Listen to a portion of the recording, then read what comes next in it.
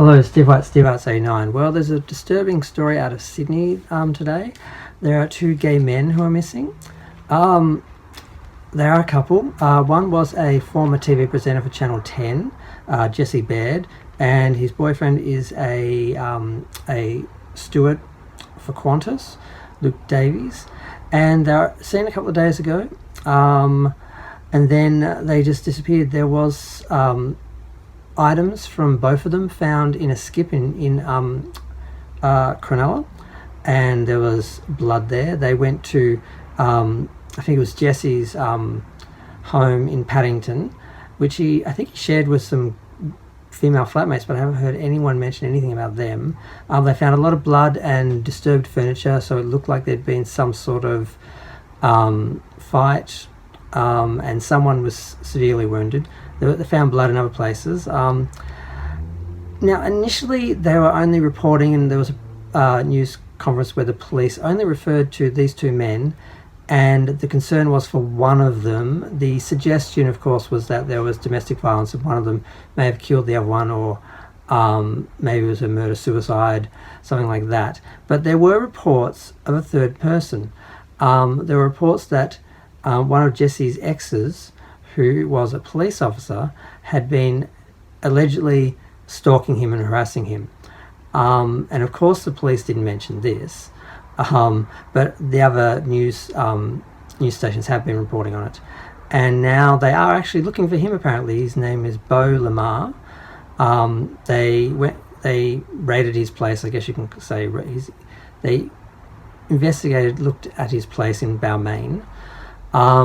So the suggestion now would be that he's killed both of them, or he's killed one of them and kidnapped the other one.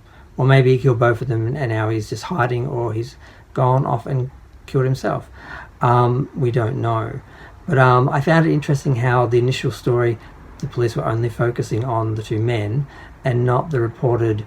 But then again, it is, well, I mean, it's fairly suspicious when two men go missing and a third man is reported as stalking one of them because he was an ex. And this relationship between Jesse Baird and Luke Davies apparently was new, so that would, sort of read into the idea that yes, this guy had a problem with him because he's in a new relationship.